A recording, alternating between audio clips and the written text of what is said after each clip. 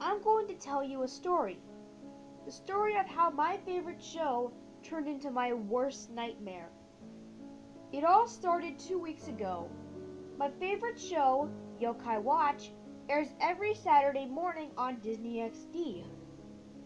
If you don't know what Yokai Watch is, I'll give a quick summary. Yokai Watch is about an average boy named Nate who goes on crazy adventures with his two yokai, Whisper and Jibanyan.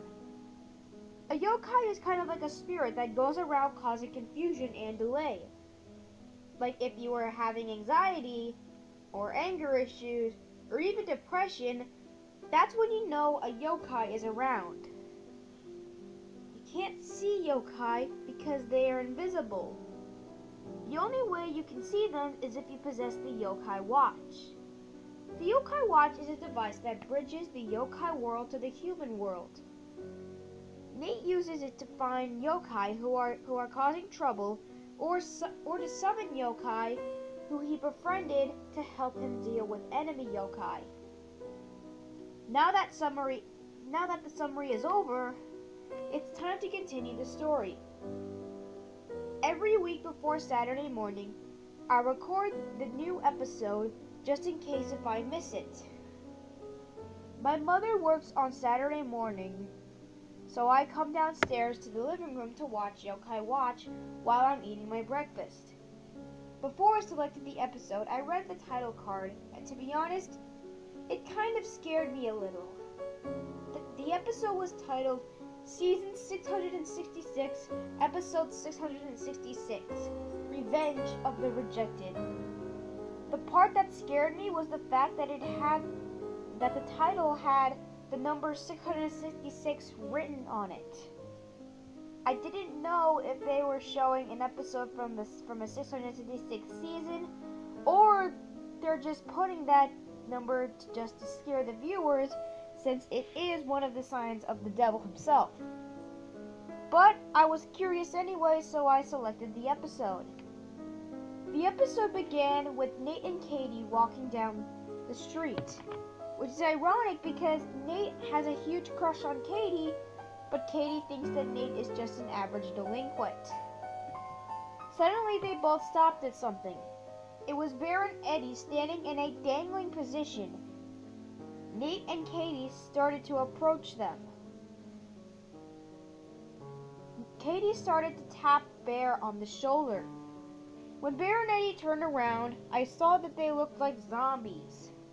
The zombies stared at Nate and Katie in a rather scary expression. "Katie, maybe we should get out of here," Nate said. Nate turned his head to see that Katie was a zombie too. Filled with fear, Nate ran away from the zombies. When Nate arrived to his house, he saw that there was a huge wave of zombies on the right-hand side of his house. Nate turned around to see another wave of zombies chasing him. Nate barged into his house as fast as he could. When he got to his house to see his father in the living room and his mother in the kitchen, I noticed that Nate's parents had been zombified too. "Your brains will make a delicious dinner," Nate's mother said while staring at him uncomfortably. Nate then ran upstairs and into his room. When he got to his room, he looked to his right and saw Whisper floating with his back towards Nate. Something was off about Whisper. The only thing I could say about him was that his skin was black instead of white. "Whisper, you have to help me," Nate said in shock. "Everyone in Springdale had turned into zombies, and they're all after me." Whisper didn't say a word. "Whisper, can you hear me?" Still no response. "Whisper?" After a few seconds, Whisper finally spoke. "Don't you get it, Nate?" "Get what?" Nate said, obviously confused. "Whenever I try to help you as your yokai butler, you just keep rejecting me, you ungrateful son of a bitch!" I was shocked when Whisper said the word bitch. "And now, It's my turn to reject you! Whisper then turned around. His eyes were red, they were bleeding, he grows razor-sharp claws and rows of razor-sharp teeth like a shark.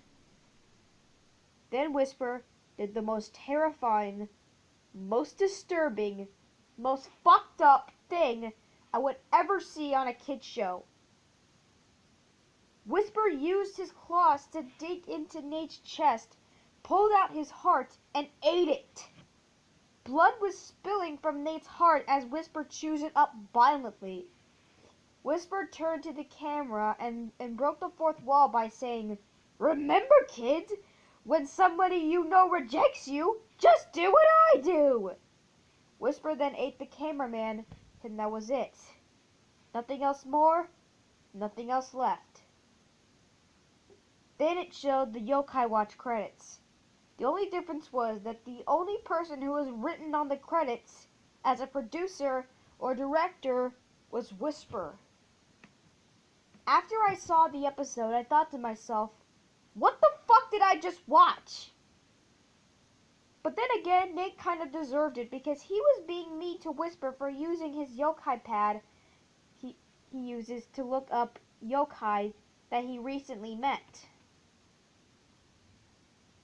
And I know for a fact that Whisper planted the zombies so he could bait his trap for his revenge. All I know is after experience, I'll never trust Yokai Watch ever again. Now you know how I met my worst nightmare.